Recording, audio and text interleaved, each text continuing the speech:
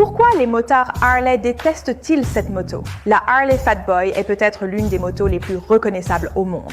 Le chrome, les roues pleines, la prestance impressionnante. Terminator 2 l'a inscrite à jamais dans la culture populaire. Mais voilà le truc. Si vous demandez à beaucoup de motards Harley, ils vous diront qu'ils détestent cette moto. Que se passe-t-il si vous combinez un angle de chasse de 30 degrés 320 à vide et une grosse roue avant? Cela répond à la question sur l'excès d'inertie de rotation. Oui, vous obtenez la Fat Boy. Mais c'est peut-être parce qu'ils n'ont tout simplement jamais vu cette Fat Boy. Moins de 2000 exemplaires ont jamais été fabriqués. Et avant d'expliquer pourquoi celle-ci est si cool, pourquoi les motards Harley détestent-ils autant la Fat Boy? Les motards Harley critiquent sa maniabilité en virage et la jugent difficile sur routes sinueuses. Les pneus larges et à profil bas résistent à l'inclinaison et ils demandent beaucoup de force pour contrebraquer et tenir une trajectoire en virage. Le design bas et les repose-pieds plats limitent fortement l'angle d'inclinaison, faisant frotter certaines parties sur la route même dans des virages modérés. Avec près de 700 livres, certaines personnes pensent que cette moto est simplement lourde et difficile à manier. Son poids et ses pneus larges peuvent la faire paraître encombrante. Excellente en ligne droite, elle demande cependant plus d'efforts pour manœuvrer en circulation ou dans des espaces restreints. Les pneus et la sensibilité au vent sont aussi à considérer. Si vous avez déjà affronté les vents latéraux au centre des États-Unis, assez puissants pour renverser des semi-remorques, c'est souvent là que l'inquiétude commence.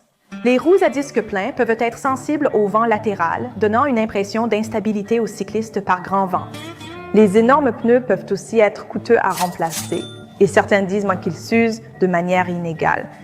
Je pense que c'est plutôt de là que le Fat Boy tire son nom. Ce n'est pas tant le réservoir ou la selle, mais surtout les pneus qui paraissent très gros en comparaison. Pneus de Fat Boy, pneus de lowrider. Même des fans inconditionnels de Harley admettent qu'on l'achète pour le style, pas forcément pour beaucoup rouler ou intensément. Je ne pense pas que ces personnes auraient vu cette version spécifique. C'est la Grey Ghost. Il n'y en a eu que 1990 exemplaires fabriqués. C'est un clin d'œil à la Fat Boy de 1990. Elle a des accents jaunes, rétro, un filtre à air rond, des détails en cuir tressé, un badge numéroté de la collection Icons, et cette finition futuriste réfléchissante en dépôt physique en phase vapeur. En réalité, ce n'est pas du chrome, mais un film posé sur le réservoir qui en a l'aspect. C'est bien plus résistant que le chrome classique. Je retire mon micro pour que vous puissiez écouter. La différence entre ce qui ressemble à du chrome sur le réservoir et ce qui est vraiment du chrome. D'accord, voici le réservoir. Et ici, du vrai chrome. Je pense que certaines choses sont creuses et d'autres non. Mais j'ai aimé entendre ça. Born Frey a eu lieu peu après mon accident. Je n'étais donc pas prête à remonter en selle. Whitney y est allée, a roulé sur un Fat Boy et voici ses impressions. Honnêtement, au début, j'étais plutôt d'accord avec la majorité. Je ne l'aimais pas vraiment. Pour la première fois, je n'ai pas grand-chose à en dire. Ça sent comme un sandwich de chez Quiznos. Quand je le faisais tourner, je pensais que c'était moi, je pensais que je sentais mauvais, mais c'est le vélo. Sur le papier, la Fat Boy 2025 est purement musclée. Elle maintenant... compatible avec le Milwaukee 817, custom offrant 126 lb pas de couple à 3000 Trermen. Tournez la poignée des gaz et elle vous propulse comme un train de marchandises. À l'avant, un pneu de 160 mm s'associe au large pneu arrière de 240 mm, donnant à la moto une allure de dragster. Les deux roulent sur des jantes pleines Leicester qui sont aussi polarisantes qu'iconiques. La hauteur de celle n'est que de 266 pouces, donc presque tout le monde peut poser les pieds à plat, et le centre de gravité bas la rend maniable malgré son poids. Le freinage utilise un étrier avant à 4 pistons, un arrière à 2 pistons et l'ABS de série. J'ai remarqué un creux important lorsque j'ai actionné le frein avant. Quoi que vous fassiez, assurez-vous, si vous achetez cette moto, surtout cette édition limitée, d'en prendre grand soin ainsi que de vous-même. L'une des causes les plus courantes d'accidents, c'est que les conducteurs disent qu'ils n'ont pas vu le motard. Soyez le plus visible possible. Si vous ne portez pas de jaune fluorescent, optez pour une moto chromée, un casque blanc ou des équipements voyants. Faites-le avec la chose qu'on me demande le plus souvent, à savoir, qu'est-ce que c'est? La lumière à l'arrière de votre casque. Elle clignote quand vous freinez ou ralentissez, sans fil, directement prête à l'emploi. Il y a ce support de fixation qui vous permet de l'utiliser sur plusieurs casques et vous pouvez simplement le déplacer d'un casque à l'autre. Il existe en blanc, il existe en noir. Vous n'avez pas besoin d'application ni de rien pour lui apprendre à faire ça. Regardez, c'était bien ma main qui agit. À l'intérieur, il y a un accéléromètre et un gyromètre. Des ingénieurs d'une vingtaine d'années l'ont présenté dans Shark Tank. Plutôt cool. Salut les gars! Si ça ne tenait qu'à moi, on testerait ce vélo dans un canal de Los Angeles, poursuivi par un T-1000 dans un semi-remorque. Mais il s'avère que je n'ai pas accès à ça en ce moment, surtout toute seule. Donc nous voilà en route pour le Bourne Free Show à Summer, en Californie. Et je peux vous dire tout de suite que c'est exactement là où ça doit être. De grandes routes sinueuses dans les magnifiques montagnes, rien de technique. Elle a énormément de puissance, elle a du caractère et surtout elle a des marchepieds. J'adore les marchepieds, les gars, je vais en mettre, c'est mon petit plaisir.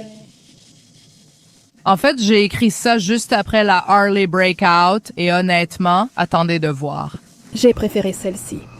Maintenant, tu sacrifies la tenue de route, les performances et l'agilité pour des marchepieds. C'est une question de préférence. Et même si la Fat Boy garde toujours cette sensation de puissance à l'ancienne, Harley l'a discrètement dotée de technologies modernes. Le modèle 2025 dispose désormais de l'ABS en virage, du contrôle de traction, de glissement et de la gestion du couple de freinage, assurant la stabilité de la moto même inclinée. Ajoutez l'éclairage LED, le démarrage sans clé et un affichage numérique. Et vous obtenez enfin un cruiser qui allie la force brute à l'intelligence. Et puis, il y a l'avant de la Fat Boy, dominé par ce phare iconique dans son boîtier. Avec son chrome poli brillant, il éclaire la route et apporte du style à la moto. Elle donne à la Fat Boy une identité unique, mais pour la comprendre, il faut connaître son histoire. Lancée en 1990, elle s'est tout de suite démarquée. Avec ses roues pleines et son allure unique, elle ne ressemblait à aucune autre. Hollywood en a fait une légende. Et avec cette mise en lumière sont venues les critiques. J'ai roulé sur une ou deux routes de canyon sans rien à signaler. Elle n'aime pas tourner, mais elle le fera. Et je ne sais pas si tu recherches vraiment ce genre d'ambiance et cette sensation. Et le gros garçon parle à ton âme de Terminator. Alors, est-ce que ça a vraiment de l'importance si c'est un peu nul dans un coin? Non, pour moi, non, ça n'en a pas. Et ça pourrait être une opinion un peu controversée. Ce truc, c'est fait pour traverser l'Amérique à toute vitesse. J'aimerais voir davantage de femmes à moto ici. Le frère. Lady Rai. Regarde! Ça.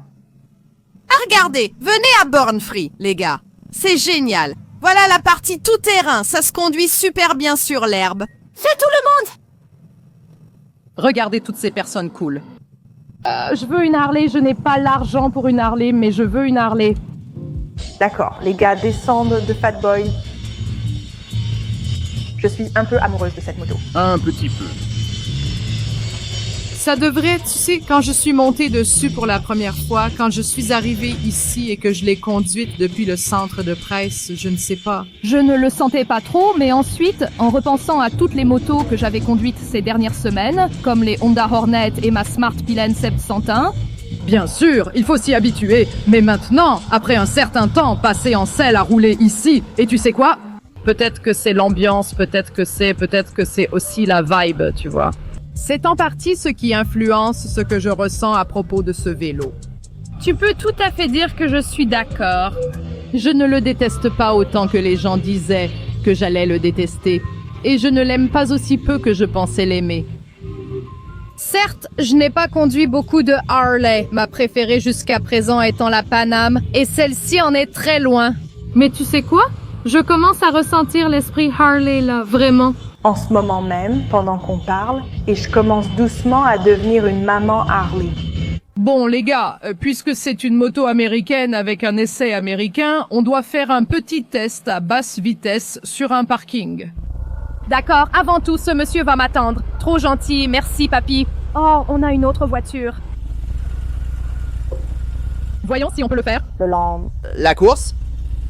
Oh oui, même si je bouge beaucoup. Même si la Breakout semble beaucoup plus stable dans les virages à grande vitesse, honnêtement, ce n'est pas terrible et ça n'a pas d'importance. Tu sais, c'est comme si cette moto allait vivre sa meilleure vie.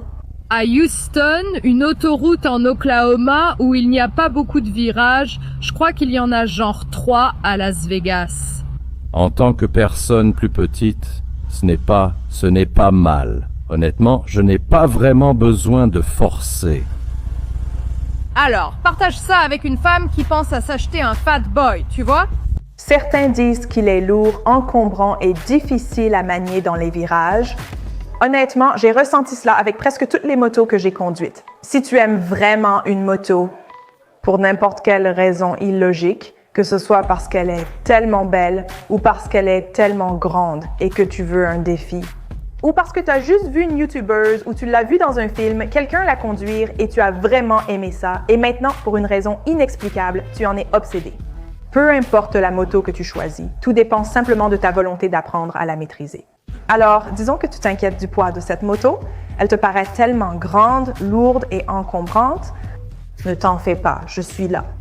En apprenant à maîtriser certaines des plus grosses motos, ma Harley Electric Glide, ma Triumph Tiger 900, Gran Turismo Pro auprès de certains des meilleurs instructeurs, des motards de la police, Jocelyne Neige, des personnes qui doivent apprendre à manier de grosses motos, j'ai rassemblé toutes ces astuces et conseils sous forme de mini-cours. C'est mon guide de survie pour grosses motos. Si tu veux en savoir plus, c'est un abonnement. Et chaque fois que j'ajoute de nouvelles vidéos, tu y as accès. Et tu as accès à moi. M'envoyer des vidéos de ce que tu fais peut t'aider à comprendre ce que tu fais. Étant une petite femme, je ne pouvais pas gérer de grosses motos, mais je les aime. Si j'y arrive, tu peux aussi. Écoute, certaines motos existent juste pour être admirées. Pour te rappeler les racines de Harley dans la culture pop américaine et la contre-culture, au début, je pensais que je la détestais. Beaucoup de journalistes la détestent encore. Mais plus je la conduisais, plus je comprenais pourquoi elle est restée aussi longtemps. Toutes ces années. Les constructeurs cherchent toujours à recréer le passé. Parfois, ils passent à côté, parfois ça semble forcé, mais on ne peut pas leur reprocher d'essayer de capturer la nostalgie. Avec la Fat Boy, Harley s'est rapprochée plus que la plupart. Peut-être que ce n'est pas pour tout le monde, mais c'est peut-être justement ça, l'idée. La Fat Boy n'était pas la seule moto que j'ai pu essayer à Born Free. Pour me voir, avec Doodle, essayez la Harley Breakout, clique ici.